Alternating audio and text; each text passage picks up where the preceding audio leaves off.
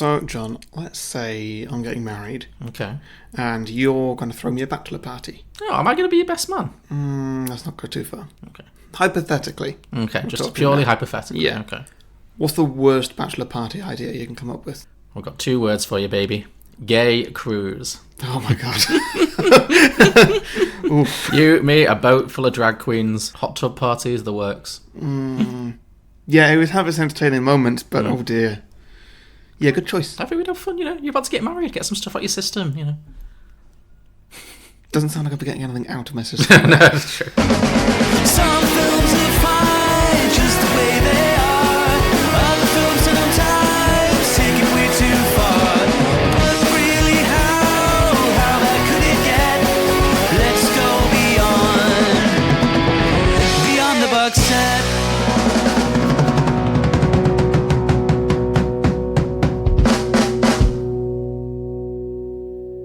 Welcome everybody to Beyond the Box Set, the podcast where today we are pitching prequels, sequels and spin-offs to the film Bridesmaids. Yay! It should be interesting. Yeah. Okay. It's an ominous tone. We'll also be pitching some drinking games and hearing from our listeners with the ideas that they've come up with. But first we're going to talk through some of our favourite moments and give a bit of a plot summary. My name's Harry. I'm the host with the most wedding invitations. It's true, you have a larger family than me, and your family do tend to get married on multiple occasions. So, I currently have weddings planned for this year, next year and the year after, so yeah, great. God. Joining me as always, the plus one to his own podcast, it's John Lucas. So mean. So this film, Bridesmaids. Bridesmaids, yes. So this is a Patreon pick. Mm-hmm. This was chosen by our Patreon Steph, so thank you very much, Steph, for your support. Steph chose not to join us on this episode. She just wanted to hear us talk about the film. So, yeah, I was perfectly happy to do so because I've seen this film so many times. Like, must be at least 7 or 8 times now I've seen this film. It's just, it's always on TV. It's a very easy watch. Yeah. It's a lot of fun. It's very likeable. And it's been on my shortlist for quite a while, so I was very happy with the choice. This was your first time seeing the film, right? Yes, I believe so. Okay. What did you think? It's just a meh for you? Yeah, wasn't that bothered by it. Okay. How so? I don't know, nothing really caught me. Nothing in this film made me think that this was a standout film. Okay, that's interesting. It just felt like your standard rom-com, not even like your high-level rom-coms. Well, you've watched 3 rom-coms this week, at least. Yeah, it's been rough. For your other podcast, 2 Geeks, 2 Movies, you did No Strings Attached and Just Good Friends, is it? Or just Friends? Friends with Benefits. Friends with Benefits, yeah. Yeah. I mean, how would you rank this compared to those 2? Oh, it's at the top. Oh, good. Okay. It's the best of the 3. Yeah. But I am rom-commed out right now. Do you think that might be affecting your judgment a little bit? That you just like... I watched this one first. Oh, this is the first one you... Okay, so no. So, maybe yes. Like, now my what's the word? Level of enthusiasm right now to talk about it. It's a bit low. Sure. But, I don't know. It certainly had its moments. But I mean, did it make you laugh? Yeah. Yeah. Yeah, no, it definitely made me laugh at certain times. But there's some bits, like the bit where they all get food poisoning. It's just like, yeah, this is exactly what I expected from a film like this. Really? Because I don't think rom-coms... Here's Melissa McCarthy shitting in a sink. Yeah, but I don't think, like, female-driven rom-coms often go to that real gross-out kind of place. No, they don't. Yeah. But I wasn't surprised when it did. Sure, okay, fine, fair enough. I think what makes this film stand out is absolutely the cast. Yeah. It's also well written, but I think the cast is just... It elevates it so much for me. I think that they're all really funny. They fit... The friendships feel very, like, real. In a way that a lot of rom-coms, the characters are just like... I'm type A and I'm type B and we're friends or we're not friends. Or they're all very paint by numbers and they have like... Remember last week when we were talking about, not that it's a rom-com particularly, but The Terminal, and my problem with Catherine Zeta-Jones is that she had one interesting thing about her, which is that she liked Napoleon. Yeah. And that was her thing. And I don't think this film does that. I think the film creates characters that feel human and they have conversations that, even though they're very comedic, feel like conversations between actual friends, which I really enjoyed about the film. I thought that made it easier to care. A lot of rom-coms, I have trouble particularly caring what happens to anyone because they're all usually quite bland characters. So I really like that. And I think there's some scenes in this film that are so ridiculously funny that really make me laugh. Like it goes to such a place. Well, I think the shitting is funny. Like I'm not normally a big gross out fan, but it's more for me it's not necessarily Melissa McCarthy shitting in a sink. It's more when she just shouts, "Don't look at me! Don't fucking look at me!" Like she really goes there. And then you've got You've got Kristen Wiig, like, obviously also desperate to shit herself. Like, she's obviously just as sick as everyone else, but she just refuses to to admit it because she doesn't want to admit to Helen that she's responsible for what's happened. So the scene of her eating, very, very slowly eating the... That was great. The mint or whatever. Yeah, with just the sweat just like, dripping with sweat. Like, it's so good. And then you've got Maya Rudolph in a full wedding dress, like, shitting herself in the streets, which... what I loved about that was the way they did it. It wasn't like... That moment wasn't like a gross out moment. Another film would have just had her, like, you know, literally shitting in the street. The dress turns brown. Yeah, exactly. Yeah. But it's just she just gets really sad. She's like, "It's happening! It's happening! Oh God!" She just sinks into the ground, utterly embarrassed. And it's kind of like, yeah, it's happened. I can't do anything now. It's happened. I just have to sit in this shame. Like, I loved all that. But I mean, I thought it was really funny. And there's lots of scenes. Well, I guess the best thing to do would be to go through the plot and then we'll pick out something. But what for you was evidently it wasn't the shitting scene. What was the funniest scene for you then? I think maybe when just everything goes completely shit for her and then Matt Lucas and Rebel Wilson kick her out of the apartment. Oh, right, okay. And they're just like, we think it's a bit weird that a brother and sister in their 40s or 30s, late 30s, whatever Who can say? Of this age are living together with a housemate. So we decided that we're going to live together on our own. It's just great the way that they did it. And so, get out. Yeah. They're a strange She's not left yet. She'll leave. Leave. Yeah, I mean, those characters were a strange little side to this whole film. Yeah. I mean, first of all, Rebel Wilson was not even trying for an English accent at all. It was so odd. Because, like, physically, her and Matt Lucas I think definitely pass as siblings. Like, you know, they look similar. They do look similar, and they both got this kind of slight oddball quality to them. So I understood the casting choice in that sense, but yeah, she just didn't even try. Or if she was trying, she wasn't succeeding. Like, she was just doing her Rebel Wilson Australian accent. Yeah. So when at one point she actually describes herself as like an English rose or something, I was like, what? No, you're not. Yeah. If anything, I would have had Matt Lucas do an Australian accent if she can't do a British one. Like, yeah, that would make sense. Yeah. I've been thinking, and Brit needs to start paying rent. That's it. She's been here long enough. The three of us live here. It's not fair for me to be paying half. We split it 3 ways. What do you say?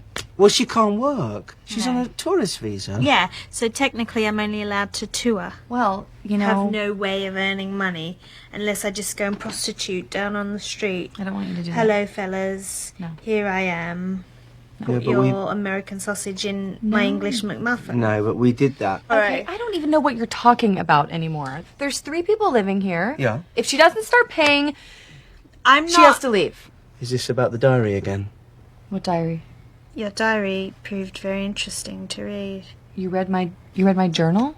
At first, I did not know that it was your diary. I thought it was a very sad, handwritten book. All right, well, do you want to do the plot summary then? Sure.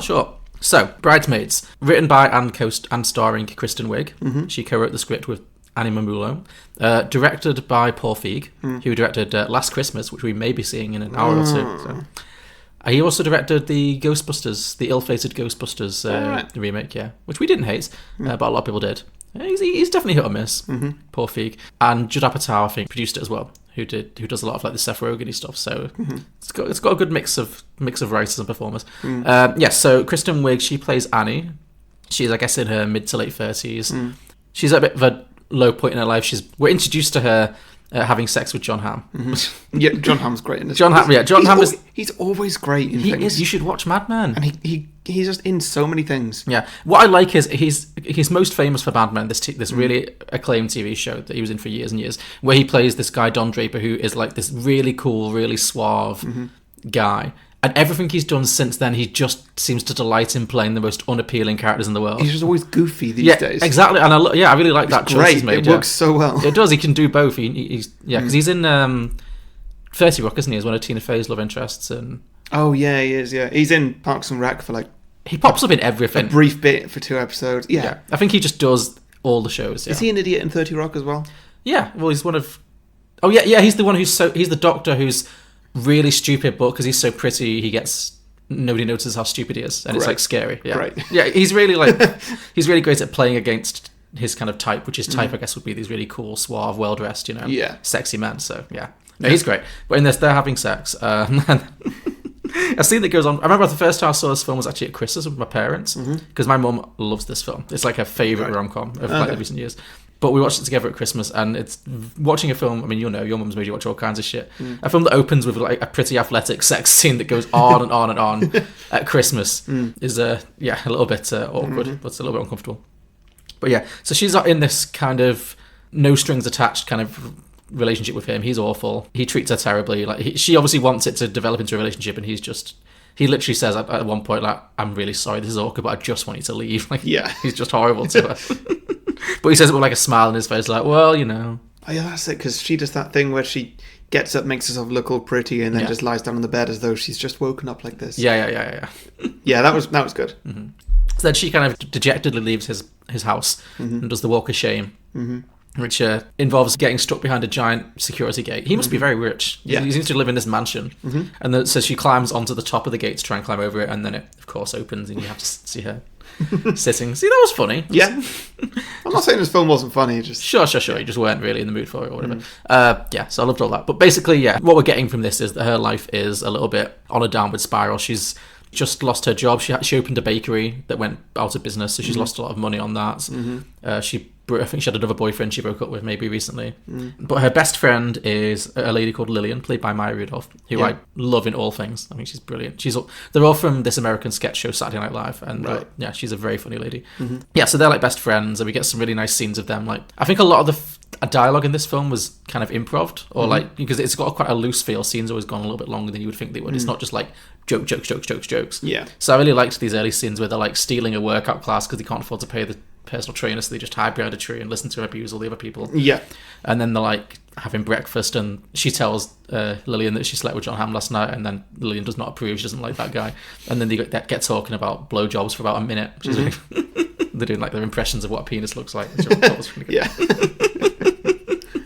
All that was great. Like, I thought it really establishes their relationship very quickly and makes you think, okay, yeah, these have been best friends for years. This is how they talk to each other. It's great. I like this. What did you do last night? You're not telling me something. I hung out with Ted for like a little bit. I knew it! We had fun. It was fun. Here's what I don't like about it. You hate yourself after you see him every time. And then we go through this and you feel like shit. And it's almost like you're doing it because you feel bad about yourself. He called me late and we hung out. It wasn't like a big deal. And you know what? It was fun. Ew, you had sex with him. We had an adult sleepover. Oh, did you let him sleep over in your mouth? Annie. I'm sorry. You're unbelievable. He kept like putting it near my face. They do that, don't they? Why do they do that? Let us offer. If we don't Please. offer, You're supposed to slap it away. I couldn't. So she's lost her job. Her bakery closed down, so she's now working in a jewelry shop, which she kind of seems to hate because she's just surrounded by happy couples all the time, buying engagement rings and wedding rings and stuff. And she's obviously a little bit embittered at this point in her life. And also, she's living with these two oddball British siblings, played by Matt Lucas and Rebel Wilson, who are just strange and obviously like nightmare roommates. But yes, the first thing that happens is that Lillian tells her, Maya Rudolph's character, that she has gotten engaged. Her long-term boyfriend Doug has proposed to her, so she wants Annie, Kristen Wiig, to be her maid of honor. Yeah. She kind of tries to be happy for her, but you can tell she's, Kristen Wiig does a lot of really good, just without even saying anything, just like her face tells you everything that you need to know about how she's feeling about it all. Like, so yeah, she's a really good actor. She's great. Yeah, this is a really good showcase for her. Yeah. But yeah, so she's obviously trying to be happy for her friend, which is also quite sad because her life isn't going very well, and she's worried about losing her friend. If her friend gets married, they're not going to be as close as they used to be. So she's just generally a little bit. It just pushes her into a little bit of a downward spiral. Yeah, Maya Rudolph is an awful friend in this film. She is. It's weird. She's not at the beginning, but then the fact that she just doesn't seem to notice what her friend's going through. But then I think the idea is supposed to be that she's so wrapped up in her wedding that she just doesn't have the bandwidth right now. Like sometimes, she's got other priorities. She's just not really. She even says at the end, she apologized. She said, I should have paid more attention to how this was making you feel. I think you're supposed to think she's so wrapped up in her wedding that she's just doesn't have the energy or the space to think about what Kristen Wiig's going through. Yeah. So, but you're right, there are times when you'd be like, you're not okay, we need to talk about this, which never, but it's for plot as well. If Maya Rudolph's character was more emotionally intelligent from the beginning, none of this would happen. They would just have a conversation and they'd deal with it. You know, but instead, you have to go through all of it. So I agree. It does make her character look unsympathetic, but I think they just about pull it back. Yeah. But yes, so anyway, they go to an engagement party. There's an engagement party for Lillian. And that's where Lillian introduces Annie to her other best friend, her work friend, who is Helen, played by Rose Byrne. Yeah. And so I think she is her fiance's boss's wife. So like, it's definitely like a work friend kind of relationship. Right, sure. Yeah, that's why they've not met before. Like, so yeah, it's like different worlds because Maya Rudolph. It seems like Maya Rudolph is Lillian's character is marrying a much wealthier guy. Like he's obviously doing very well. Like clearly he's working for this super rich couple.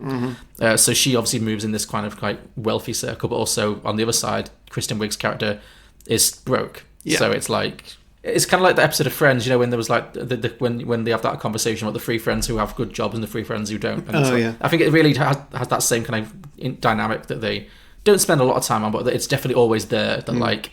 She's moving up in the world financially, and Kristen Wiig's kind of stuck with where she is, and she's not really moving at the same pace. And it kind of creates an imbalance. Yeah. And anyway, so then we get Helen, who's like the villain of the film for the most part, and she's fantastic. Like she's just in the sense that she's awful. Like she's unbelievably glamorous, like super rich, and really, really passive aggressive. Yeah. Like she always has to like subtly one up. Yeah. Which is what really the most of the humour of the movie comes from. I really enjoyed those bits. Well, we get one of the best ones at this engagement because as the maid of honour, Annie gives this speech, the maid of honour speech, and she just says, you know, Lily, you're my best friend. Awkward. It's so awkward, but they make it drag out for so long. And it's one of those things that's it's funny, then it's awkward, then it goes all the way back to being funny again. Yeah. So yeah, she gives a very sweet, simple little speech, just like, Lily, you're my best friend, I love you, I'm so happy for you, and Doug, you know, have a great night, everyone, and that's it. And then Helen comes up and delivers this ridiculously over the top, like, you changed my life, you know, you're the best thing that ever happened to me. Yeah. We're going to spend so much time together, like, really makes Annie feel insecure, and then they just start. So Annie goes back on stage, and they just when keep she starts singing. yeah, I was like, oh no, it's the worst. She starts singing "That's What Friends Are For," and Yeah. then Helen comes on and starts ad-libbing over the top of it. Yeah. It's so good, but Like she went and got herself a second microphone. yeah. It really sets up this like instant, like even though they're both outwardly polite to each other, you can tell they instantly like see each other as rivals. Yeah. And they're just like very passive aggressive with each other. Yeah. We also meet the rest of the supporting cast, the other bridesmaids, because there's no men that master. Well, there's John Hamm and Chris O'Dowd, but like the husband is not a character at all. I don't think he says a single line in the whole film, which is great. It's really about the women. So yeah, we meet the other bridesmaids. So obviously the big one is Melissa McCarthy. She is the sister-in-law, the future sister-in-law. Sure. Yeah, she's the groom's sister. Yeah, and she's just insane. She's just a complete freak. Yeah. In the best way. Like she just keeps telling these insanely tall tales. She's either a really, really genuinely interesting person who's like super high up in the government, or more likely she's a serial liar, like just a compulsive liar. But either way, she's great. She she just says absolutely whatever she comes into her head. Like she got nominated for an Oscar for this, which is not many comedy performances get nominated for Oscars. No, they don't, do they? Yeah. She was great in it, though. She was fantastic. I deserved it, absolutely. I thought she was really, really funny. Yeah, so there's her. There's also a cousin Wendy, I think she's called. No, cousin Rita, played by an actress I don't really know from anything else, but she's called Wendy McClellan. The blonde one. The blonde one, yeah. Yeah. No, I don't know. I wrote it down. I've seen it. Wendy McClellan Covey. I think she's been in a few American sitcoms, but nothing I've seen. But anyway, she's like a bit older. She's been married for like years. She's got 3 teenage boys, and she's just like over it. Yeah.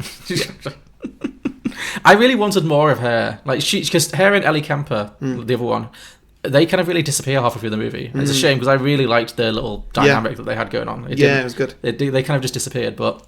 Ellie Kemper, is that the one who's Kimmy Schmidt? Yeah, Kimmy Schmidt, yeah. It's weird because in this film she looks about 10 years older than she does in Kimmy Schmidt. I think it's just the styling. Well, in Kimmy Schmidt, she's dressed as a woman who's been living underground, so she's got the mental age of like a 15-year-old, so that's why she's always wearing like bright colours, whereas in this she's a little bit more, true, tamped down. But. True, but I just sort of noticed it in her face. It must be the makeup, but... Yeah, sure. Who knows, yeah. But no, I loved Cousin Reese's stuff about just hating her family. Like, I cracked a towel in half. Like, there's semen everywhere. And then the other one is Becca, who's like a work friend, played by Ellie Kemper, who's like this very much an Ellie Kemper character, just this sweet young, newlywed. happily married. There's not much to her character other than that, really. She's not really. She only really gets that one little awkward moment when she's like, "Oh yeah, when you're married and you're alone, you're here alone." That's all she really gets to do. Yeah. Annie, this is Becca, my friend from work. We're in the trenches together. Hey, how are you? Nice to meet you. This is my husband, Kevin. Hi. Husband. I like to say it. We're newlyweds. Oh, wow. Congratulations. Thank you so much. We went on a sweetheart honeymoon. Oh. Where did you guys go? Disney World. Oh. We finished each other's sentences. Sorry. Sorry, is this your husband? No. No, I don't know him. I'm sorry. Do you want to go for a walk later? Oh, I can't. I can't. I'm not. so sorry. I'm not with anybody. I'm here solo. Sorry. Let's start it again. I'm Becca. This is my husband. You don't have a husband.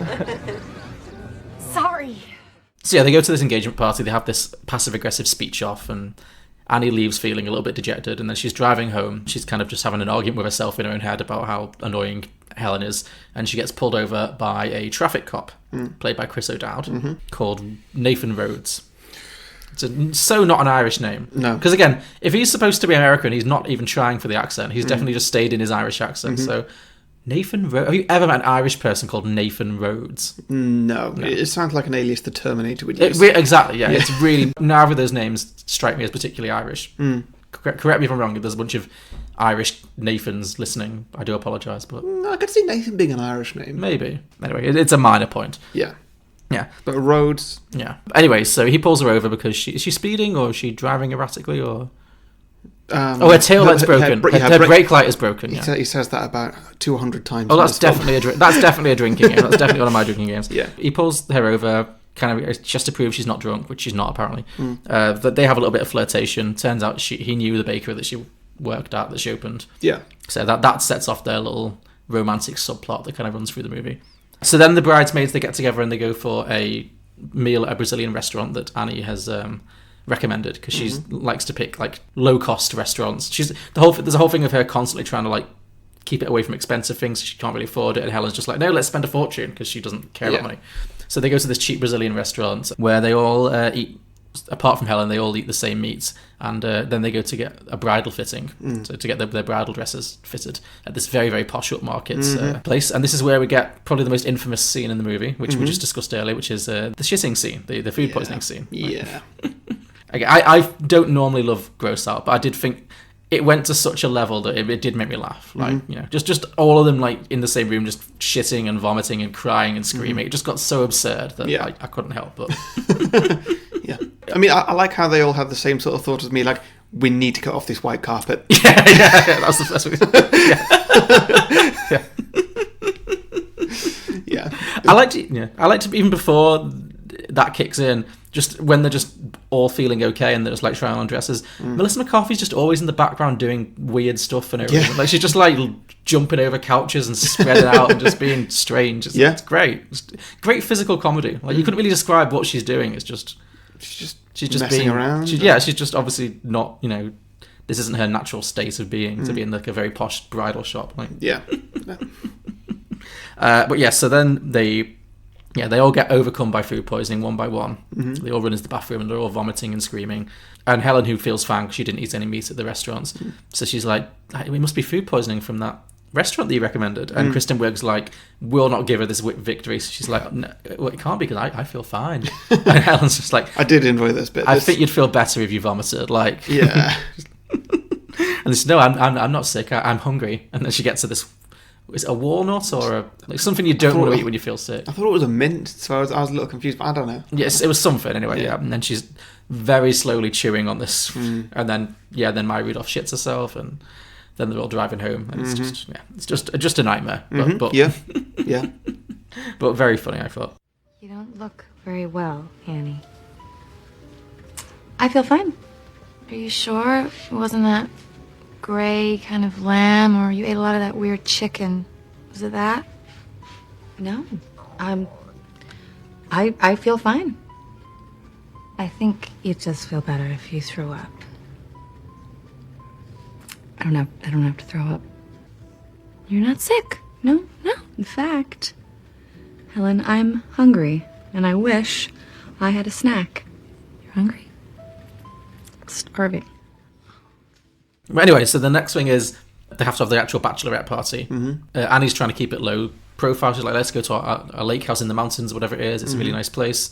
And then Helen's like, nope, Vegas. And they have the 5-way call. And she manipulates all the other women into being like, no, we're going to go to Vegas. It's got to be Vegas. Has to be Vegas. Yeah. And so Annie gets railroaded into going to Vegas. Which is definitely the worst idea of the two. Well, it depends what you like. What would you rather your bachelor party is? See, I like the city of that you dream of and have been dreaming of for ages, or Vegas? Because I know you're not dreaming about going to Vegas anytime soon. Yes, I am. Are you not? I would love to go to Vegas. That's I love a country house, but we go to countryside retreats. We do all the time. I would.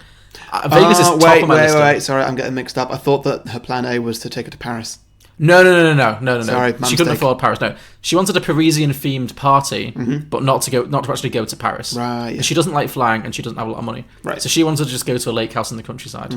And Helen wanted to go to Paris. Would be as expensive as Vegas, probably. So for an American. Yeah. So they're on the plane, and she's kind of really freaking out. She doesn't like it, and she's next to another person who's equally scared. So that's not helping out her at all.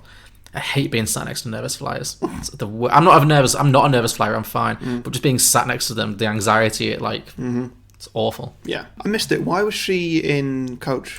But she couldn't afford first class. Yeah, it all comes down to the fact that she doesn't have any money, so she's. And then Lillian does say, "Oh, I should have sat with her back there. I'm a terrible friend." And so, well, yeah, yeah, definitely. And Helen's like, no, it's fine. So she comes into first class to because she's freaking out and she needs a bit of support from her friends, and then she gets kicked back out by the air stewards. And so Helen's like, hey, why don't you take some pills? I've got some Xanax or something. I don't know. You'll be fine. Maybe mix it with some whiskey. She's such an evil cow. It's great. So Annie does that. She takes a few pills and she chases it with a whiskey. And I think for me, this is the funniest scene in the film. This is the most I laughed, when she just goes loopy. I am a different person. Yeah. It's the walking, when she's got the glasses on, trying to pretend. When she calls the air steward Stove because his name's Steve. Yeah. Nobody's called Stove. It's just great comedy from Kristen Wiig. She nails this so much. She's drunk off her tits. She's just completely unfiltered. And Helen's being really patronising. She's like, everyone should be able to experience first class at least once. I'll pay for her seat. She's like, oh, help me, I'm poor. Yeah. It's really good. Meanwhile, all the characters are having these little plots on the plane there, which I liked. So you've got Melissa McCarthy. She is romance. She meets this guy that she's like, who's actually her real life husband, which I really liked. Okay. She gets sat next to this guy who's flying on his own, and she's like, you're an air marshal, like a secret undercover air police. I guess that's a thing on post 9/11 flights, is it? I don't know. People, maybe, I guess. Not something that's ever occurred to me. I'm sure they're not on Ryanair. Yeah. And he's like, no, I'm not an air marshal. I'm not. I'm just flying. And then she starts trying to seduce him in the best way. Yeah. Just cornering him, coming out of the toilet, and just lifting her leg right up. Yeah. She's very good. She's hilarious. She's so funny. And they get into a whole conversation about where he's hiding his gun, and she thinks he's hiding it up his ass. And she's like, I can do it. Just give me 5 minutes. I'll hide a gun up my ass. Through my pocket. Yep. It's great. And the other two girls have cousin Rita and Ellie Kemper. I'm just going to call her Ellie Kemper. Sure. They're having a heart-to-heart at the back about their relationships, about how this cousin Rita's relationship is, all the romance is gone. She's like, I just don't want him inside me in the mornings anymore. Yeah, that's good. And then Ellie Kemper, it turns out her husband isn't very sexually active and can only have sex through a sheet after a shower, and it's it seems like she's not particularly fulfilled, No. And they get really pissed, and they end up having this ridiculous heart-to-heart, your breath smells of sprinkles. And then when the plane hits turbulence, they just start making out, which is great. Yeah. Sadly, the last thing they ever do in this movie, but still funny. Yeah, I really wanted more of that pairing because they were very funny together. Yeah. The bitter older married woman with 3 kids versus this newlywed who's obviously not in the happiest relationship. It was a really good dynamic, but it didn't show up again. It's a shame. Anyway, maybe that'll come up in my sequel. Who knows? That'll be good. So yeah, basically it ends with Annie having a complete freak out. She takes over the plane's tannoy system, the warning system. She starts screaming about having seen a colonial woman on the wing, and the flight has to make an emergency landing because there's been so much uproar, and they get kicked off and arrested. Yeah, and so their whole the bachelorette party just doesn't happen. They have to get the bus back to Chicago. And at this point, Lillian, understandably, is like, you know what? This is not working for you. This being the maid of honor is obviously causing you a lot of problems.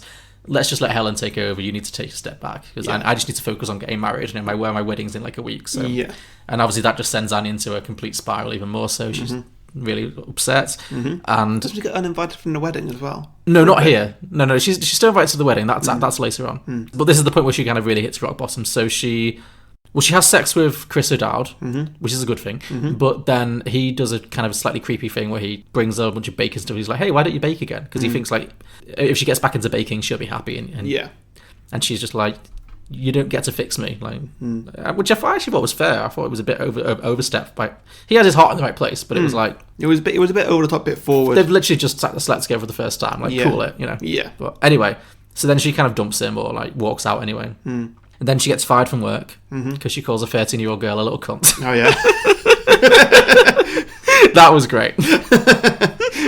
It's just the way it builds, like, because they get into this weird little slanging match where she's just obviously not here for people talking about like best friends forever, and the little girl starts insulting her and they start going back and forth, and it starts a little bit like yo mama, yo mama, yo mama, you know, it's that kind of.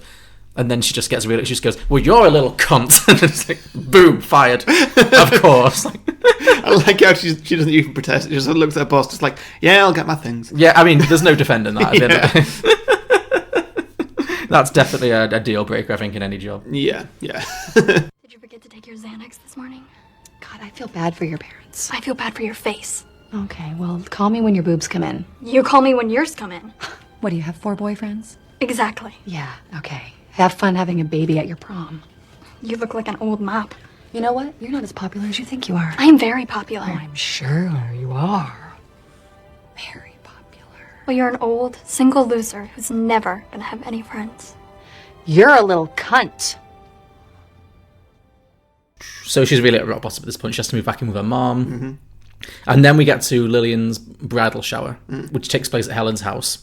And it's obscenely over the top mansion. Like, it's ridiculous. Like, there's like horses and champagne and Oh god, this mansion was something else. Yeah, she drives up in her little cheap car, and like a butler gives her a sparkling lemonade, like a tall glass of lemonade. And she's like, "Damn, that's so good." She wants to hate it, but she's like, "Damn it, it tastes so nice." Yeah. It turns out Helen has completely stolen Annie's original idea, which was that when she was trying to like pitch for a cheap, like low-cost bridal shower, she was like, let's make it Parisian themed because Lillian's always dreamed of going to Paris. And then Helen's taken that and taken it to the next level, just created this ridiculous, like, Parisian themed party with like a giant Eiffel Tower made of cookie dough or something, and, you know, everything. And it's ludicrous. So then Annie gives Lillian like a gift. It's like very personal, not something she spent any money on, just like a really nice memory box of their childhood together and all this kind of stuff. Yeah. And then it's really sweet, and Lillian really appreciates it. But then Helen completely upstages her by literally buying her tickets to Paris. Yeah.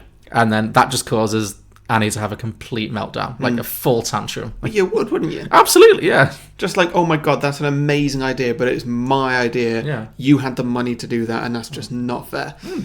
And also, none of you have thought to ask me what's going on in my life right now. Even though I'm basically unemployed and homeless. Yeah. No, true. This is where Maya Rudolph's I'm single, unemployed, and homeless. I have 0 friends. Yeah. True, yeah. This is where Maya Rudolph's character definitely is a little bit unsympathetic because, like, her friend needs her help right now and she's just not here for it at all. Like, so they have a huge fight. Maya Rudolph and Kristen Wiig, their characters have a huge fight because... You should never get a friend like that. A friend that you're that close with that pays so little attention to you. Exactly. There needs to be, you know... Well, the thing is, the scenes at the beginning make it... You wouldn't see it coming just from the scenes at the beginning, no. That's what I mean, because it establishes that they are close and they do care about each other, but then obviously this wedding just turns her head so much that she doesn't... She forgets all about her friend. So, yeah. But yeah, so Annie has this whole meltdown. She, like, breaks the giant cookie. She's just, like, flinging things over and pushing over the chocolate fountains and just fully melting down. I love her trying to push over the chocolate fountain. Yeah. I saw that one. She's going to try and push that over and it's just not going to happen. That was good. I was thinking with that, though, that looks like it was probably a real fountain, and then they just put chocolate in it, and I'm thinking, how clean is that? It's made of stone. How clean can stone be? To be fair, whenever I see a chocolate fountain, I'm always like, I mean, the idea of it's cool, but they don't seem hygienic. It's like, stick your hands in it, or stick your face in it, or, you know, how clean are they really? Have you ever been at a party where there's been a chocolate fountain? Yeah. No, but we just had some strict rules. Like, just food on a stick. That's it. Oh, you just put the... Oh, okay. Yeah. Yeah, you don't... And, it's lovely to have a strawberry covered in melted chocolate. Oh, sure, yeah. Put it on a stick, put it in, that's it. Yeah, exactly. Keep it clean, guys. Yeah. Cool. But yeah, so they have a whole fight, and Lillian's like, well, if you're going to behave like this, don't even come to the wedding anymore. And then she storms out. So Annie's driving home, feeling very depressed, and then does her car break down, or she get into an accident? Oh, that's it, she gets into an accident. Oh, yeah, because there's a head truck in front of her, she slams her brakes on, but the person behind her doesn't see because her brake lights are out. Yeah, that's it, yeah. And they crash into her. And then, of course, the cop that comes and picks her up is Chris O'Dowd, who's been ignoring her for a while. It seems like he's the only cop in the entire tri-state area. Yeah, yeah. He's literally the only one. Yeah, so he pulls over. They have a whole fight about the fact that she's still not had her brake light fixed, and now she's blaming all of her problems on her friends, kind of thing.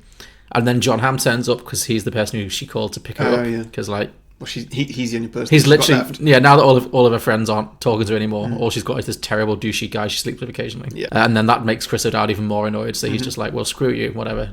Make your own messes. I don't care anymore.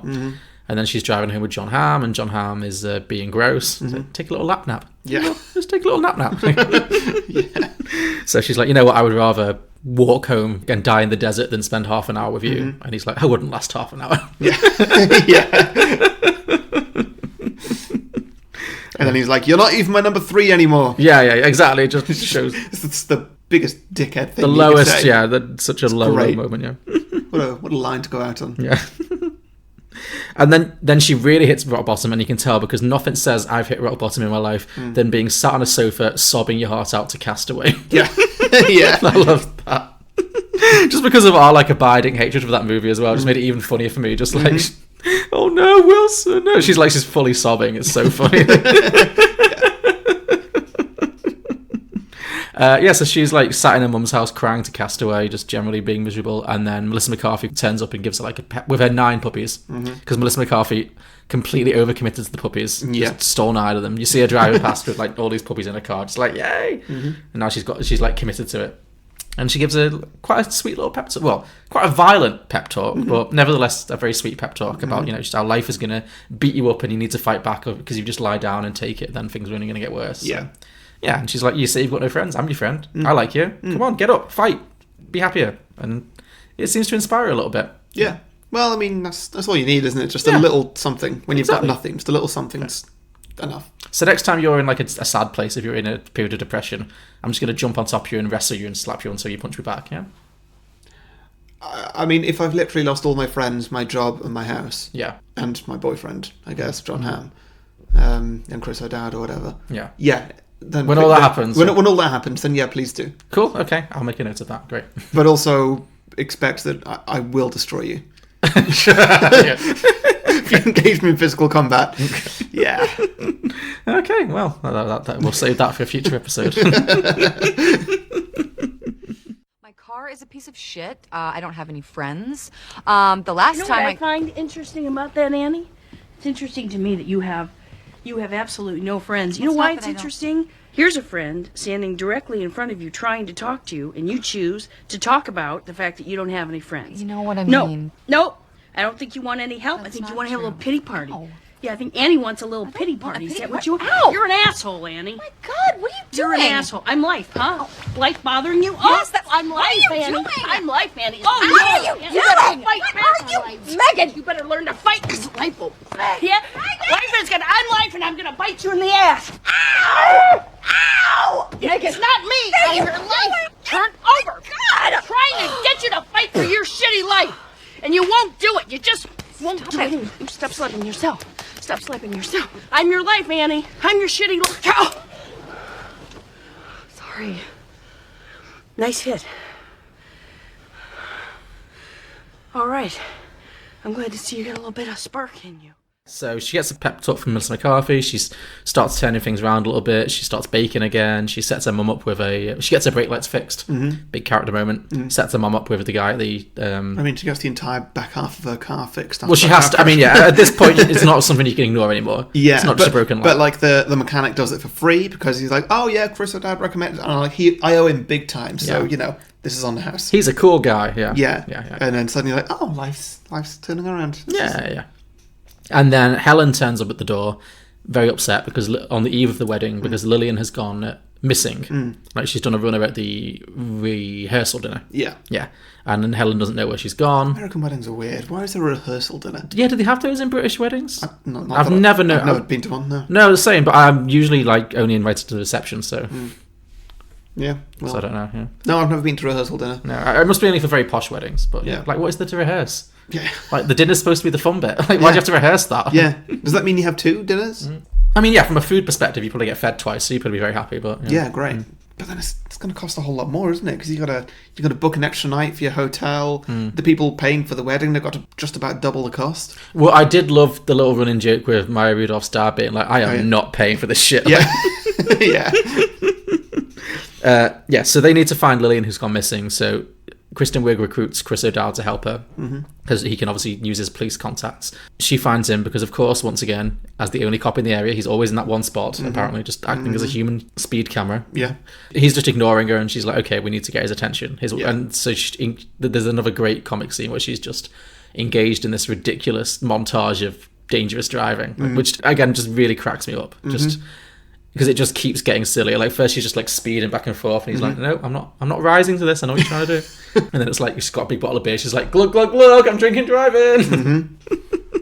Just doing handbrake turns. They're lying down. So it's like, "Oh hey, who's driving this car?" Like, she gets her tits out at one point. Oh, she does, yeah. Yeah. I was thinking when they did the bit of the who's driving this car? They're lying down. I thought they should have just really gone for it. Just have that, and then they're both just running behind it. Yeah. Like just do it. Yeah, turn the handbrake off and let it roll or something. Yeah, it doesn't need to be fast, but yeah. I like how Helen's just like not here for this, but she just kind of sat there, just trying her best to be part of it, just like. Yeah. She briefly gets into it with the topless scene. She's like, "Hey, look, boobs." Yeah. The rest of the time, she's just like, Yeah. But yeah, so they find out that Lillian's actually just hiding in her apartment. She's not actually gone anywhere. But Helen and Annie have a little heart-to-heart, and Helen admits that she feels very insecure, and the reason that she behaves the way she does is because she doesn't have any real friends. And I like how Annie's just like, "No, I'm not here for you to have a character. I don't want you to have a sob story. Not interested. Yeah. You're a bitch. I don't like you." Yeah. No. But obviously, like, she warms up a little bit. But it's like, I like it because Helen starts crying, and Annie's like, "You're really ugly when you cry." That makes me feel good. You're an ugly crier. And then Helen's like, "No, I'm not." I think people just ask me to their weddings because I'm good at organizing parties, but I don't have any female friends. I'm so sorry. Oh, you're smiling. It's just, this is the first time I've ever seen you look ugly. Makes me kind of happy. I look ugly. No, I don't. I don't really look ugly. No. You're an ugly crier, but that's okay. No, I'm not really an ugly crier. Okay, maybe just a little bit. No. This is my makeup.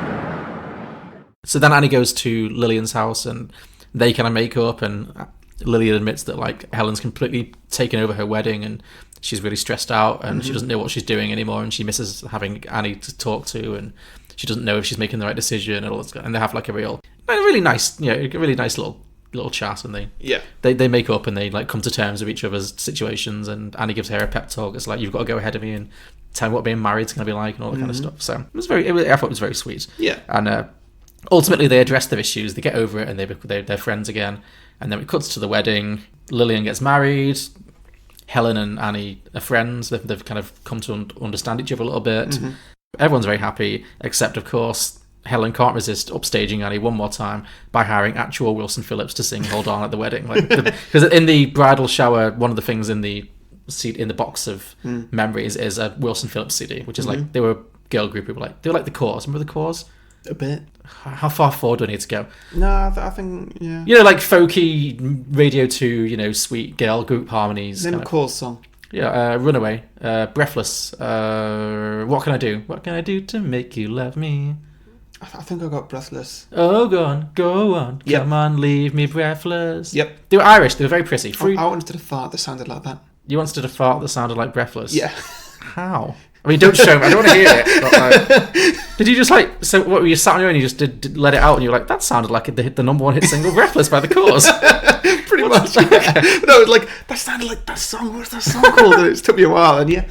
But that song's quite like, go on, yeah. leave. So was it just like... was a. It was just that little bit. Yeah, and I was like, those are the exact notes from Breathless. That's great. Okay, Yeah. what an interesting observation. Yeah, I've not done it again. I always try that. That was your peak. That was the best part of your life. It's definitely in my top 5. Yeah. Okay. Wow. For more on Harry's top 5 farts, tune into our fartcast. But yeah, the Wilson Phillips were like early 90s, 2 sisters and another girl who like sang in like harmonies. It was very like, I mean, did you recognise this song? It's a very famous song. No, I did not recognise it. I mean, it's you. You don't recognise anything. But anyway, yeah, so the idea is that this is what was their favourite song when they were little girls. And so then, of course, Helen has to hire the actual band to sing it live at the wedding. And then that's when it cuts to the dad being like, I am absolutely not paying for this shit. Like, yeah.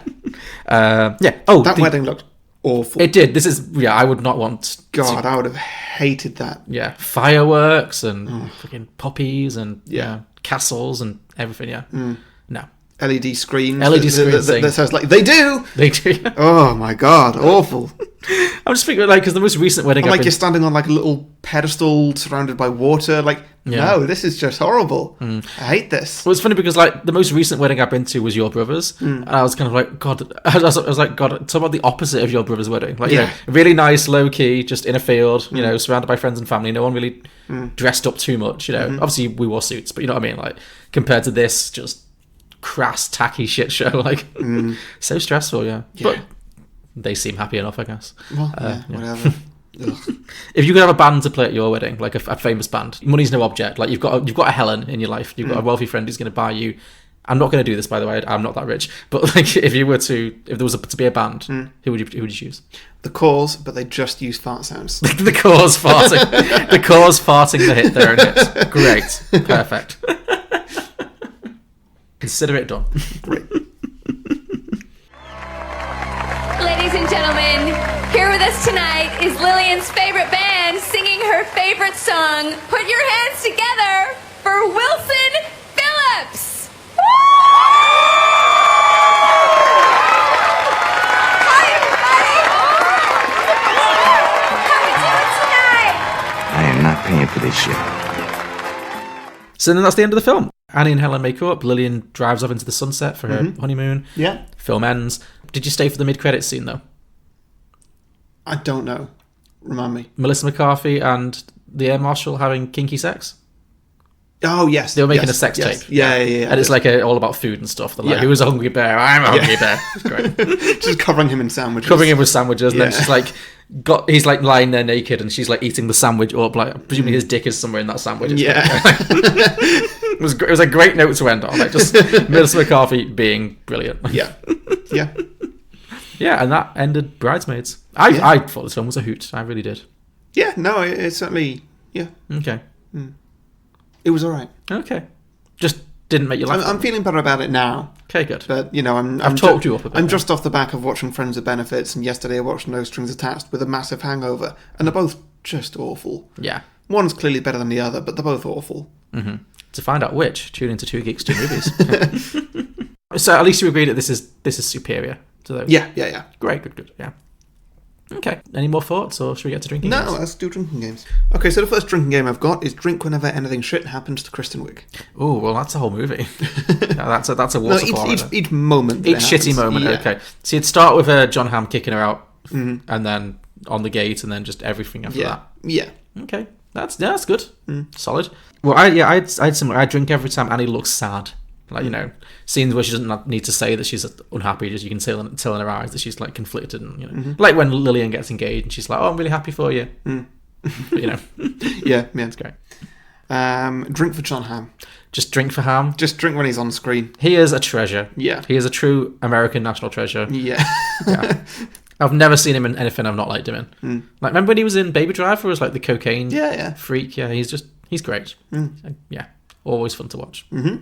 Drink every time Helen is the worst. Every time she's passive aggressive and bitchy, and such big hair as well. Such giant hair. She does. Rose Byrne was great. She was. She was really good in this. Yeah. Drink whenever anyone talks about or actually does shit their pants. Oh, okay. Apart from this pants shizzing scene, when else is there shit? People talk about it a lot. Do they? Yeah. Well, they refer to it many times afterwards. Oh, okay. Well, yes, you would. Yeah, it's a memorable moment. Yeah. Okay, drink every time Melissa McCarthy tells a tall tale. Nice. It says something that could maybe is true, but is more likely absolute nonsense. Like, at one point, she claims that she knows the nuclear codes and she knows where all the nukes are. Like, lots of shopping malls. Like, it's just so much nonsense. Just imagining how that would work, like a shopping mall with a nuke in it. Like, does it just like the floors open up and the whole thing? Yeah, like what if there's people in the way? Yeah. I guess if it gets to the point where the nukes are being fired, it's probably moot what the people are doing. Yeah, but seconds to live. Probably doesn't matter if you burn 10 people's faces off. Yeah. Yeah. Okay, drink whenever somebody talks about brake lights. Oh god, yeah, just for the mention of brake lights, absolutely. Yeah, that'd get you nice and pissed. Yeah. Again, very similar one. Drink every time Annie and Rhodes conveniently run into each other. Yeah. That's the Chris O'Dowd character. Because it is one of those, like The Terminal last week when Catherine Zeta-Jones, it just happens to be there at all times. There's a lot of scenes where it's like, oh, we've run into each other again. In this... Are they in Chicago? Maybe. They're in like they're obviously in like a major, fairly big city, and yet he's the only cop, and every time she's driving down the street, he just happens to be on that street. It's like, how often do you run into somebody that you know just accidentally? Not a lot. Not a lot, no. And definitely not the same person. Not the same person multiple times a day No. in the space of a couple of weeks. Yeah. I mean, it's rom-com plotting, but still. Yeah. Last one I got is drink whenever you see cake. Cake, yes, good. Yeah, I mean, good cake porn. Like, she's obviously a good baker. They did look like scrumptious cakes that she made. So yeah.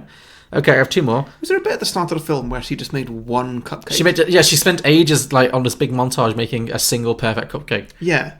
Did she just make enough cake mix for one cupcake? How do you? I don't even know how you do that. Because it's got to be like an eighth of an egg or something. Yeah. I don't know. You're right. Yeah, she just expends so much effort on a single cake. It's like, I get it if she just decorated one cake. Sure, and the rest are just sat there just for eating. Yeah. Maybe. Who knows? I mean, she decorated it and then ate it straight away. She did. Yeah. Yeah. I don't know what to tell you. No. Drink for singing. They sing "Hold On" by Wilson Phillips at the end, but there's lots of individual moments of music. Yeah. On the plane, obviously, when she's like, "I'm ready to party," where all the folks back home. There's the speech at the start. Oh yes, of course, when they're singing "That's What Friends Are For." Yeah, lots and lots of musical moments in this film. You can tell that these are all like stage kids in this film. Yeah. And finally, drink for penis references. Great. There's a lot of penis references in this film. And those are my drinking games. Great, very good. All right. So before we get to sequels, just reminding you listeners, this is actually one of our Patreon episodes. So we're available on patreon.com/beyondtheboxset, and anybody, particularly this person who is it again? Oh, Steph. I knew it was Steph. Steph has chosen this film for us. Any Patreon can choose a film for us once a month. You can come on the show if you want to, but you don't have to, such as what Steph's done. You can come in person, come in over Skype, whatever you feel like. Yeah. And you can choose any film you want, provided we've not done it before, or it's not a sequel to something. You know the rules. That's one thing you get by becoming a Patreon. You can also get our bonus show, Beyond the Box Set, which is once a week or more. Often more these days, it seems. I don't really know how, but it is.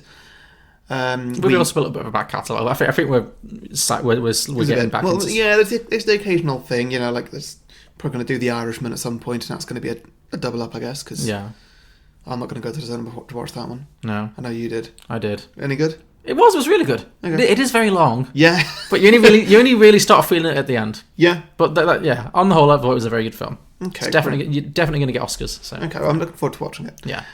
I may take multiple breaks. Well, that's why I made the decision to watch it in the cinema, because I was like, if I watch this 3.5-hour gangster epic on Netflix, I will have my phone out the whole time. I'll be getting up for the toilet. I'll be stopping and I'm starting. I won't experience it the right way. So I want to watch it in a cinema where I'm fully engaged with the film and nothing else. And I think that helps definitely, because it covers a lot of ground, as you'd hope for a 3.5-hour film. Yeah. A lot of digital de-aging as well. Great. I'm interested to hear your thoughts on that. Okay. Yeah. Yeah. But I'd recommend definitely watching it. It's good. Yeah. So you get that bonus show from us once a week. So 2 episodes a week for your money, I guess. And finally, every month, every patron gets a 30-second advert slot on the main show. You can advertise anything you want, your own podcast, your own business, whatever you feel like talking about. All that available and more, including our little private Facebook group, patreon.com/beyondtheboxset. Indeed. Let's see, Alex. What do you think of Jaws, which is at 97% Rotten Tomatoes? I find it to be anti-shark propaganda. What do you feel about the Entourage movie, which is at a meager 33%? I think they finally got Hollywood right. How about It Follows, 97%? Worse than your parents giving you the sex is evil talk.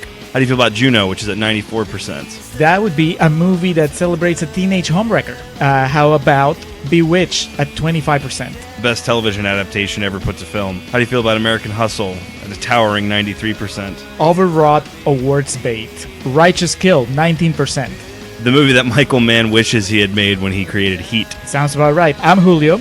I'm Alex, and we are the Contrarians. As you can tell, our thing is that we rage against the Rotten Tomatoes machine. Regardless of what we really feel. Find us on Apple Podcasts, SoundCloud, Stitcher, TuneIn, Facebook, Twitter, we're everywhere.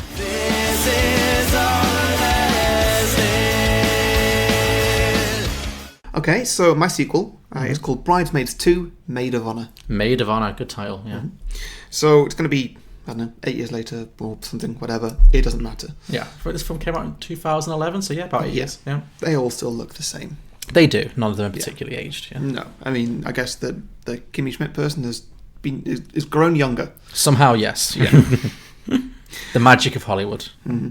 So Annie and Rhodes, they're still going strong. Okay, cool. They did finish the film together. Yeah. The film ends. Sorry, the film ends with them driving off into the sunset together. Yeah. Cool. Yeah, I'm getting confused with the different rom-coms because they're all blending into one. I don't know. At the end, Justin Timberlake proposed to Mila Kunis. Spoiler. Saying, "Will you be my best friend?" Ugh. Ugh. Hate that. Yeah. On top of my favourite skyscraper in New York. Of course. Yeah. So this is Kristen Wiig and Chris O'Dowd's characters. Yeah. So they're still going strong, and we start the film with Rhodes proposing to her. Oh, nice. Okay. She says yes. It's emotional. It's lovely. It's a good opening to the film. Mm-hmm. The next scene, we get her telling Lillian, which is Maya Rudolph, about it, and asking her to be the maid of honor. Oh, I see. There's a role reversal happening. Yeah, and Lillian cries a little and says yes. Of course. Annie reveals that she has already got a date planned of June next year, and her dream venue already booked. Okay. She's really all full steam ahead on this. Yeah. So then, later in the film, maybe we're going to go to a cake tasting, and they bump into Helen. Okay. Of course. And somebody who turns out to be her new fiancé. Oh, okay. So she's been divorced. I guess, yeah. I've not actually cast this person, but it needs to be a tall, handsome man who's going to put Chris O'Dowd to shame. Now, is John Hamm in your sequel at any point? No, he's not. Maybe Helen's now engaged to John Hamm. She's married to someone just as awful as her. No, but he is also sex. No, that doesn't work. I need to build a bigger sort of a jealousy factor into this. Not that Annie wants somebody other than Chris O'Dowd, like she's in love with him, but just Helen's really got things sorted. Oh, I see. So she's got a perfect man, basically. Yeah. She's not got an asshole for a fiance. Okay, fine. Okay. That would be good if he wasn't in the first one. Sure. Of course, he'd be perfect to cast for that if he wasn't. Yeah, but somebody dashing and tall and muscular. Colin Firth, is he too old now, or is he in the right place? He's a little old. Is Cumberbatch too young? No, he works. Could Cumberbatch work? Yeah. That's a good one. Benedict Cumberbatch, yeah. Benedict Cumberbatch is in this. Great. Yeah. So anyway, Annie and Helen have a very awkward conversation, which, if you want, we can do. Oh, have you got some script? Yeah. Okay. Right. Who do you want to be? Oh, I'll be Annie. It's fine. Okay. Fine. Oh, Helen, fancy seeing you here. How's it going? Yeah, she would say yeah. We're just shopping around for our wedding cake. This is Alan, by the way. He's from England. What's your full title, honey? Oh, I'll do him as well. Oh, I'm Lord Alan Clement III, the Grand Earl of Shrewsbury, heir to the Clement estate and fortune, and 15th in line to the throne. I think Benedict Cumberbatch is a good shout for this role. Oh, great. So, Helen, do you remember Rhodes? He's that cop? Oh, yes. I guess you guys stayed together then, and you were finally tying the knot. Yes, we're actually getting married next June. Oh, fantastic. So are we. When and where? June 15th in the St. Mary's Hotel. Oh, that's my exact date and venue. How could this have happened? I don't want to share a venue with you and your cop boyfriend. I don't want to share a venue with you and your poncy British guy. And of course, it breaks into a cake fight. Oh, okay. In which their fiancés both have to break it up after getting a bit involved. Okay, nice. Yeah, I'd like to see them in a cake fight. Maybe there's this cake shop's got all the fancy cakes, and there's like the big fancy cake. This one costs like 50 grand or something. Oh, I see. So it's like the bridal shop Yeah. in the first film, that equivalent of like a cake store. Pretty much, yeah. Okay, yeah. They ruined the shop. Okay. Yeah. I like this. So they're just full food fight is happening, just like smearing each other's faces, screaming, frosting everywhere. Yeah. Okay, cool. I think that'll be Maybe fun. there's a pyramid of champagne glasses as well at some point. Okay. You know, just... I have one question. Yeah. Okay. Rhodes is a cop. Yeah. Annie is a baker. How is she paying for the exact same venue as multi-millionaire 15th in line to the throne and Helen? Maybe they've just done well, and maybe... you know what? I don't know, John.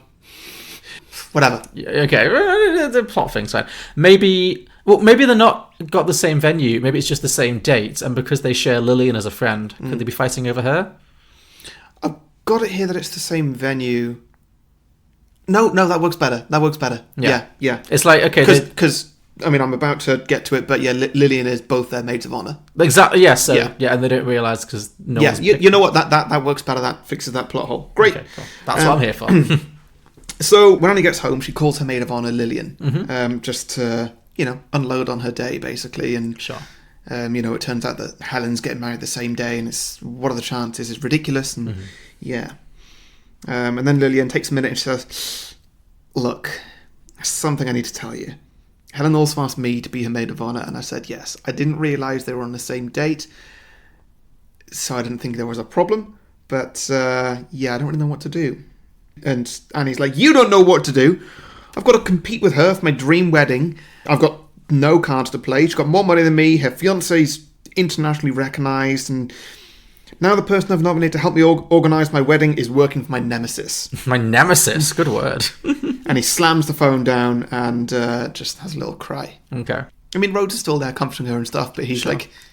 This is lady stuff. Yeah, I mean, I can be here to support you and stuff, but there's not much I can do from a distance, here. I'm out. Well, he's got a bachelor party to plan, presumably.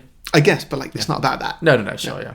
He's basically only in this because he was in the first one. Of course, yeah. Otherwise, similar to the first one, I just wouldn't cast the groom. So, cut to the next morning, and the doorbell goes off. Annie is sitting on a couch underneath a blanket, eating ice cream. Great. So Rhodes answers the door, and he instantly gets knocked to his feet by 9 full-size golden retrievers. Melissa McCarthy. Who all rush in and jump on the furniture, including the sofa that Annie's on. Melissa McCarthy comes rushing in, screaming different commands at her dogs, trying in vain to stop them from peeing and scratching things. Hard cut to 2 hours later. Okay. The house is a mess. The house is ruined, but all the dogs are worn out and they're all taking naps. Okay. Finally, the adults can talk. It's nice to see you, Megan. But why are you here? Well, I heard you were in trouble and I thought I'd lend you my experienced hands. So, what do you want me to do? And I'll do it for you. I could seduce and marry her man before she does. I could incite the idea that she shouldn't marry him. I could kill them both with piano wire. I could start a Me Too movement against him. I could assassinate the 14 people above him in line to the throne, and that way he needs to get married in England. What do you want me to do? I'll do anything. So these all sound pretty crazy, Megan, but I think the one that works best is... And this is where you come in, John. Oh, okay. So what were the options again? She could seduce and marry Benedict Cumberbatch before she does. Mm-hmm. She could incite the idea to her that she shouldn't marry him. Okay. She could kill them both with piano wire. She could start a Me Too movement against him. Or she could assassinate the 14 people above him in line to the throne, forcing him to become king. Okay. Well, I think the least dark of those would be, because much as I like the idea of like Melissa McCarthy going on a killing spree in this movie, I think the least dark would be to kind of try and get him to cancel the wedding to Helen. Okay. So maybe it's like, go ahead, Megan, seduce Benedict Cumberbatch. Yeah. I think I like the idea of a movie that takes a turn into Melissa McCarthy's seducing Benedict Cumberbatch. Yeah. No, I think that'd be really good too. Yeah, I'm just imagining the seduction scene. I mean, based on the airport scene in this, when she's seducing the air marshal, what the hell is she going to do if she's got to infiltrate the royal family? Well, I think that she tries similar sorts of things, and he'd be quite sort of taken aback by it initially, but then he'd be like, this is weird and different, and no one treats me like this. Exactly, because he's so privileged. Yeah, like Helen's just like there's so much food everywhere. This is fantastic. I never eat more than 2 lettuce leaves a day. Okay, so it actually works. So is Melissa McCarthy and no he's longer... like, oh my god, hot dogs taste so nice. Fuck caviar. Yeah. So Melissa McCarthy's not with the Air Marshal anymore, then, presumably, if she's seducing this new guy? I guess not, no. Okay, fair enough. She used him up and spat him out. Yeah. Okay, I like this. So maybe it starts as just like a whole ruse. Like she goes deep undercover and she infiltrates some posh party or something. Just do a British accent. Sorry? Yes. Do, yes. Melissa McCarthy puts on a very bad British accent, but she thinks she's doing amazing. Yeah. Maybe like Cockney or Scouse or something really like up or Yorkshire. You know? She really goes for specific. And she does her full seduction routine on Benedict Cumberbatch, and she doesn't think it's going to work, but it works too well, and he actually falls madly in love with her. And they fall madly in love with each other. And then Helen gets her heart broken. And then what about if they have a quick wedding in Vegas or something like that? They get really drunk and have a quickie wedding? Yeah. And then they need to tell Helen. Yeah. And then Helen's devastated. But then maybe Annie feels really bad because she realised that she's ruined Helen's life. Yeah, maybe Lillian gives her like a telling off. She's like, Helen doesn't deserve this. She might be a pain in the arse sometimes, but you've literally ruined her life. And just because you're jealous and petty, and we could have figured something out. Yeah. And then she feels really bad and she apologises to Helen. And then Helen admits that she never really loved him anyway. She was only marrying him for the status and the money. And now she can sell a story to all the press about how she was, done wrong. And so, it's win-win. Yeah. But Melissa McCarthy doesn't divorce him. He doesn't divorce her. And Melissa McCarthy is now 16th in line to the throne. Yes, perfect. Yeah, we can have like a post-credit scene. It can be like Benedict Cumberbatch's equivalent of like the Fat Four thing, where like you can have a mid-credit where he's like put on about 3 stone because he's just like now he's just all about like food. He loves all giant sandwiches and cakes and things, and then they're just in a happy. Maybe there's like tabloid things of like Crown Prince lets himself go, all this kind of stuff. Like yeah, and everyone lives happily ever after. Yeah, no, that works well. I like it. So yeah, that was Bridesmaids 2, Maid of Honor. Nice, interesting. Yeah, went to some places. I like it. Yeah. Okay, so I have done something that I do quite a lot in that I have, rather than have one fully formed idea, I've got 3 little ideas. So you can just decide which one you like best. So the first one is not a sequel; it's a sidequel. Because as we kind of talked about when we were talking about the episode, one weakness of the film I would say is that it does make Maya Rudolph's character Lillian a little bit unsympathetic because she doesn't seem to be very there for her friend. Yeah. So I was thinking an interesting film would be the same plot, like the same timeline, but it's all from her perspective. So from her perspective, she's planning this wedding. She's having to like do this balancing act between her super rich fiance and all the things that's expected of her as like marrying into a wealthy family kind of thing, but also her family isn't that well off at all. Also her friend Helen's just completely taken over the wedding and is being incredibly like controlling and pushing the budget up all the time. That's very stressful. Yeah. Meanwhile, her best friend Annie is having a full meltdown and clearly isn't handling the situation very well. And her dad's constantly freaking out because of the cost everything being so expensive. And but it's all from her perspective. Maybe she has her own issues with Helen, but she's too intimidated to admit it. And I just think it'd be nice to give her character a bit more fleshing out a little bit. So that's idea number 1. That's just called Bride. Sure, yeah. That Bridesmaids 2, Bride, because it's about the bride. Okay, so the second one is an actual sequel. It's 10 years later. It's not dissimilar to yours, but it's a different direction and a similar idea. So, it's 10 years later. It starts with Annie and Chris O'Dowd. They've been together for 10 years. But the film opens with them breaking up. Right, okay. Maybe because it's been 10 years and he's still not proposed to her and she really wants to get married, but maybe he's got like commitment issues and cold feet and he doesn't, even though he loves her, he's afraid of commitment. And so it ends up with them just having a whole fight and they break up. And so once they're broken up, that sends her into a bit of another downward spiral. She's very depressed. All of her friends are happy and married and she's back being single again. So she impulsively gets back with John Hamm. Yeah. They start a relationship again and they actually get very, very quickly in like a whirlwind, they get engaged. Wow. In like an incredibly unromantic proposal though. Is he still quite a dickhead then? Yeah, he's a complete dickhead. Yeah.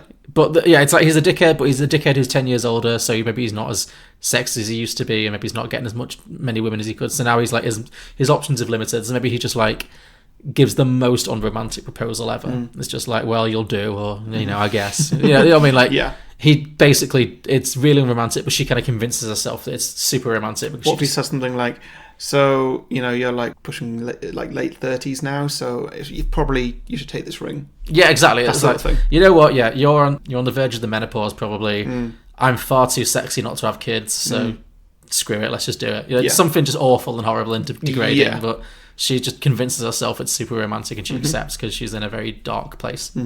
So she gets engaged to John Hamm. And she obviously asks Lillian to be the maid of honour, much like in your one. So Lillian takes over, even though she hates John Hamm, and she doesn't think this is a good thing for her friend, so she's really, like, torn. But then Helen's also... they're all still friends. They've all stayed friends, so Helen's still in the group. But once again, Helen, who's recently gotten divorced for the third time, so she's also in a bit of a sad place. She can't resist, like, going back to what she always does and kind of taking over the arrangements. Yeah. So she ends up steamrolling Annie and Lillian to kind of plan this wedding to John Hamm, and it's just history repeating itself, but this time it's Maya Rudolph's character who has to deal with it. Meanwhile, Lillian is really struggling because not only is Helen very overbearing and has more money and is trying to, like, make it all about her, also Lillian has now had, like, 4 kids, so she has no time to deal with this shit. She hasn't slept in years, she's very tired, she's very stressed. Yeah, and this is how we catch up with all the other characters as well, like where they are 10 years later. So Lillian trying to be the maid of honour, but she doesn't like the guy her best friend's marrying, and also she's got 4 kids and she doesn't have time. Yeah. So that's her plot. Melissa McCarthy got married to the Air Marshal guy, and they're still raising their 9 Labradors, similar to you, where they're still very much present in the plot. Sure. And Rita and Becca, the other 2 characters, they are now a lesbian couple, full lesbian couple. Great. Yeah. So then we'll go through all the comic beats of planning for the Annie's wedding. We'll have funny, like, bridal showers and, you know, similar scenes, similar, you know, not the same jokes, but, you know, similar setups, you know, the fitting and the bachelorette party and Helen just making everything super expensive, and Lillian's like, Annie's a simple girl, she doesn't like this, and, yeah. And John Hamm's just being a dick the whole time. But at a certain point, Chris O'Dowd finds out that Annie's got engaged to John Hamm, and he vows to win her back. He's like, because he's still in love with her, he didn't want to break up, he just got cold feet, basically. Yeah. Particularly after he discovers John Hamm is cheating on Annie, because he would be, because he's a douche. So maybe he, like, one night that's it. Maybe one night he hears from Lillian or someone, or Melissa McCarthy, whoever. He finds out that Annie's got engaged to John Hamm's character, and he's very depressed, and he goes to a bar to kind of drown his sorrows. And he walks in and he finds that it's actually John Hamm's there with another woman, you know, just or hitting on women at the bar or something. Yeah. Just being a classic John Hamm douche. Yeah. And so Chris O'Dowd's like, right, I am absolutely going to win her back. I can't let her marry this awful human being. So then it comes to the wedding day, and so John Hamm's there and Annie's there, you know, they're about to take the vows, and then Chris O'Dowd does the full, like, bursting into the wedding, being like, don't marry him, don't do it. I object. Exactly. Does anyone have any objections to this wedding? Chris O'Dowd's like, yes, I do. Yeah. He runs in, gives a whole speech, declares his love for Annie. He's like, Annie, don't marry him. Take me, run away with me. You know, I'm sorry I got cold feet that time, but I love you more than he ever will. All this kind of stuff. And so Annie, like, looks at him, and then she looks at Lillian, her maid of honor, and she's like, what should I do? And Lillian's like, pick him, you fool. Like, don't pick John Hamm, he's a douche. Like, Lillian really, like, steps in, is like, no, he's the right one for you, not this guy. Yeah. So then Annie and Chris O'Dowd run down the aisle together, not married. They just run off into the sunset together, happily unmarried. Maybe they'll get married later, maybe they won't. It doesn't matter. Marriage isn't the end of the world. No. And then John Hamm's just left at the altar, but he probably bounces back pretty quickly. Yeah. Probably starts hitting on Bridesmaids or other characters pretty much instantly. So, yeah, I just thought that'd be a good spin on it. No, I like that. That works well. I mean, that's my most fleshed out idea. My third one is, I don't really have a lot for this one. This is quite a small one. But again, based on the fact that there are certain characters in the original that I would have liked to have seen more of, which is Rita and Ellie Kemper's characters, who sadly disappear halfway through the movie. Again, another cycle, either a sequel or a sequel, I've not decided, but, like, basically a film based on their whole relationship. Yeah. It just builds that up a little bit about how maybe after that scene on the plane when they really bond and they're like, well, I'm not happy in my marriage, I'm not happy in my marriage either, and then they end up, like, snogging on the plane. Maybe that, like, awakens a whole thing in them, and maybe, like, maybe they have their own little side plot that we just didn't see that got, like, cut out of the original movie, where they end up falling in love or something, like, you know, they go on a road trip, like a lesbian road trip or something. And that's all I've got for that, but I was thinking Did they both have kids? Or was it? No. So Aunt Rita, she's the older one. She's the blonde lady. She's got, like, 3 teenage boys who she obviously doesn't like very much, and her husband who she's not in love with anymore. But no, Ellie Kemper's character's, like, literally just got married. Like, she's a newlywed. So I'd like it if they'd do a Thelma and Louise kind of thing. Okay. Did you just say that? Or I did say lesbian road trip, so basically Thelma and yeah, Louise. Yeah, they go on the run. Great. Yeah, no, I'd quite like that. Go on the run from their families. Maybe some shit goes down. Definitely a road trip. Yeah. And all the tropes happen. Yeah, absolutely, yeah. So, yeah. Yeah, it's a full Thelma and Louise parody. Maybe every now and again we'll just cut back to Kristen Wiig, Melissa McCarthy, and Maya Rudolph being like, "Hey, what happened to cousin Rita and Becca?" Like they've got this whole crazy adventure that like nobody's even acknowledging. Right? Yeah. They end up on the run from the law. I'd like it if they did a Thelma and Louise thing and tried to kill themselves at the end by like driving their car off what they think is a cliff. Turns out it's like a 2-meter drop into a lake. Yeah. And they both survive like easily. Yes. No injuries or anything, and they just get caught by the police or whatever, and they just get sent back to where they came from, sent back to their husbands, and like, what happened? What do we do? Then they have to just have a real awkward conversation. Yeah. I'd like that if they went on like a full crime spree or something. Like, I feel like that is the most underdeveloped part of this film. I want a lot more of their relationship. I think there's a lot of comic potential there. So, and that was just called Bridesmaids 2, Rita and Becca's lesbian road trip. Very good. I like it. Yeah. So which would you take out of those three then? Probably not the first one. The first one wasn't that good. I think the last one. I think I prefer to see.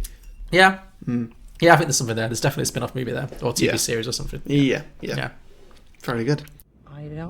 I don't want you to be a big fuck up like me. How do you think I feel like me? Now you can still turn it around. No, don't. Stop. You're more beautiful than Cinderella. You smell like pine needles and you have a face like sunshine. Okay, listener submissions. Listener submissions. Well, what have you got for me? Okay, so first one I got here, George Phillips. He's posted a link to a trailer for A Few Best Men. Was that a real thing? I don't know. Okay. But maybe. Can't say I'm familiar with it, but sure. Robert Shirley says same thing but in Thailand. Oh, is that based on The Hangover? It wasn't one of those set in Thailand? Yeah. That sounds bad. Yeah. Connor O'Doherty? Doherty? Is that how you pronounce it? Yeah, if it's Docherty, it's Doherty. It's Doherty. Yeah, Doherty. Or Doherty. Yeah, Doherty, yeah. Yeah. I think he's misunderstood and he's just said Bridesmaids 2. We get that a lot. Yeah. That's it. And then someone underneath has commented Electric Boogaloo. Electric Boogaloo, yeah. Always a classic. Yeah. Okay, here we go. Gary Gurecki says Maya Rudolph divorces Tim Heidecker. That's the actor. He's a comedian who plays the husband. Great. Who doesn't Okay. speak. Tim Heidecker. There's a typo here as well. Then they all get together to support her. The whole gang gets together. Maybe there was like a second honeymoon planned, and they all go on a honeymoon together. Nice. Okay. Yeah. Oh, so I think maybe that Maya and Tim they split up almost immediately. Oh, I see. Like before the honeymoon. Oh, so then the girls go on the honeymoon with Maya Rudolph rather than the husband. Yeah. Classic Sex and the City plot. Yeah. Great. Perfect. Cool.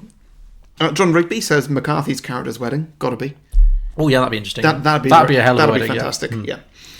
Miriam Labori says, yeah, I second that Maya gets divorced and then they go on an honeymoon if that's a thing. If you like Bridesmaids, you should watch Wine Country on Netflix. It has a lot of the same cast and it's very good. I liked Wine Country. It was similar. It was like, it wasn't as funny. It was very like just, oh, here's some nice funny people having a good time together. Got a right conversation going here. So Michael Tanner says, I think Wine Country was a less raunchy spiritual sequel. That's true. Yeah. So if they were to do a true sequel, I think it'd be baby shower themed, but switch focus to Wiig having a surprise pregnancy and focus on her being an older mum, with the rest of the women already with school-age kids, so she's out of step with everyone again. Yeah, that could work. Yeah. Sure, yeah. Brian John says it would be a prequel where they were teens going to prom together because they don't have boyfriends. Okay.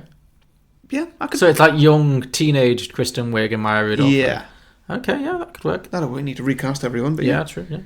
Okay, this is the one that I took my inspiration from. Okay. Mel Callie says, another two of them are set to get married on the same day.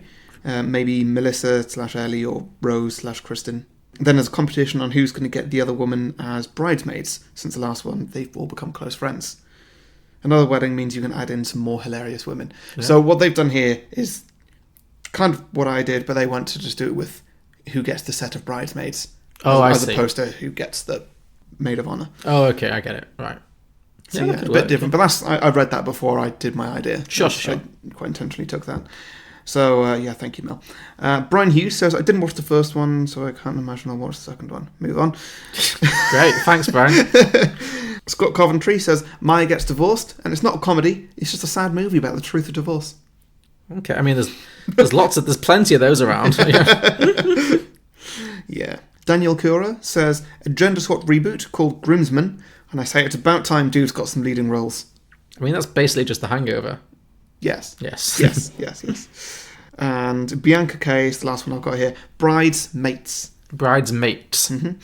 It pretends to be a sickly sweet rom-com in trailers about one of the previous bridesmaids getting married.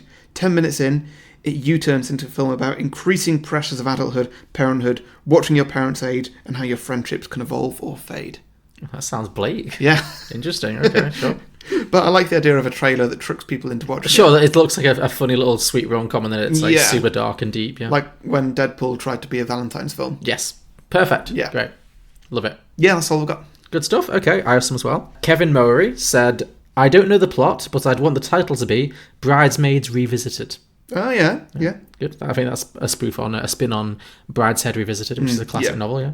Jose Martinez said, Bridesmaids 2, Never the Bride. Yeah. Kyle Davidson said, whatever it is, it should be another action movie starring Melissa McCarthy. Turns out all her tall tales are true. So like it's her working for the government and being this crazy secret agent. Yeah, I think that'd be really funny. Yeah, definitely. Dennis Fanning said, Bridesmaids 2, Electric Hendu. Yeah, Boogaloo Hendu. Yeah. Andy Hughes just said, Divorce Maids. Great. Yeah, bleak, for sure. Ollie Brady said, Bridesmaids 2, Montezuma's Revenge.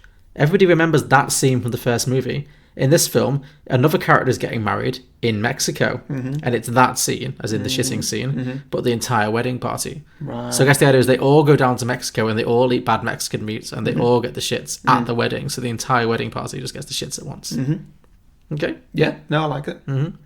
Chris G just said Godmothers, which I guess will be the next thing. You know, once you've been a bridesmaid, the next thing to fight over between yourselves as women, or would be to be the godmother to Lillian's first kids. Yeah. Maybe between again, it's Helen and Annie competing to be godparents of the first child that Lillian has. Yeah, that'd be good. Yeah.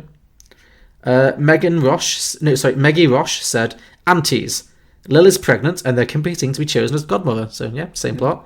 Annie wants to throw a cute jungle animal themed baby shower, so Helen takes them on a full safari to Africa. Lil ends up giving birth in a yurt. Alex DeMall said, Bridesmaids 2, Groomsmaids. Chris O'Dowd and Kristen Wiig's characters are getting married, but he doesn't have any male friends because he's the only cop in his precinct. I'm glad I'm not the only person who spotted that. And he's also made a lot of enemies. Maya Rudolph, Rose Byrne, and the other girls feel bad and agree to have a couple of them be his emergency groomsmen. In addition to throwing a bachelor party for the ages and have the wedding go off without a hitch, the gang has an extra duty they're not aware of yet, to save him from an assassination attempt by hitmen hired by dirty cops. Wow, that's got levels. Right Yeah. Connor Crehan said, pallbearers.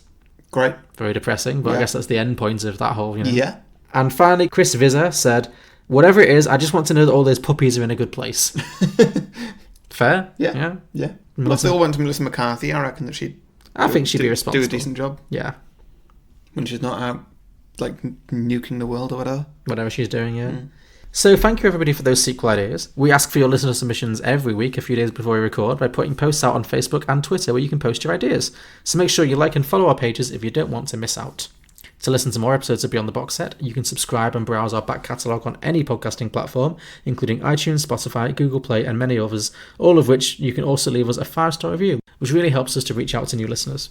As mentioned earlier, we're also available on Patreon, which is exclusively for people who would rate us more than 5 stars if they could. You can find all of those links in the description below or at beyondtheboxset.com. And next week, Harry, we are beginning our Christmas season. Can you believe it's been a whole year? Come on. I don't want to. Get festive. Fine. You like Christmas, really? Yeah, it has its moments. But, the time of recording, it's still well into November. This is true. And yes, Christmas decorations, the stuff, they're up everywhere. Yeah. In the city, but... Between now and next week, we work on getting a bit more jolly. Yeah. That's not like me, though, is it? No. No, you're not a naturally jolly soul, but... No. Yeah. Anyway. Yes. So... What have you got for us next week, then? Okay, so I have 2 options in my head. Would you prefer to watch a bad Christmas movie, like a really bad Christmas movie? Okay, first up, are either of these rom-coms? Well, I was going to say, we can either watch a really bad Christmas movie or a sweet classic Christmas rom-com. Let's go. Oh my god. Oh, I'm just thinking, like, I don't want to watch a rom-com, but also a bad movie might be, like, what's that Arnie one that we did?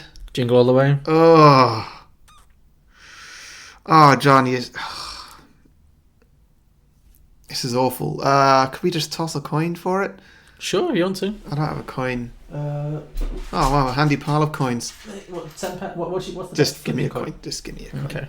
Okay. So what are we saying? Heads for rom-com, tail for bad Christmas movie? Yeah. Heads. Rom-com? Oh, fuck. Well, the coin has spoken. The coin has spoken. Fucking queen. So, how dare you? Excuse me. Oh, sorry. God save the fucking queen. Oh, okay, fine. Okay, so. Sorry. Don't come with me. So, okay, the coin has spoken, and next week we are going to be watching the beloved Christmas rom-com, The Holiday. Fine. Yeah. Fine. To be honest, I think that's the better of the two options that I had lined up, so. What was the other one? Deck the Halls. Sounds awful. Not Matthew McConaughey, Matthew Broderick, Danny DeVito, bad Christmas movie. Yeah, I'm already out. Yeah, okay. So, The Holiday. We're going to watch The Holiday. Jude Law, Kate Winslet, Jack Black, and Cameron Diaz. I don't like Kate Winslet in this. Have you seen the film? Yeah. Okay, so you've got a pin. Do you like the film? It's on and off. Okay. On and off. Kate Winslet and Jack Black annoy me. Really? Yeah. I've not actually seen it, but they're both actors I generally very much like, so... It's not a standard Jack Black role. At all. Oh, okay. He's weirdly sensible. It doesn't work for him. No, that's... well, we'll see. Yeah. We'll discuss next week. Yeah. Cool. Okay, well, join us next week for The Holiday. Yeah, start of our Christmas season. Yeah. God blesses everyone. Well, whatever. Yeah. Bye. Bye.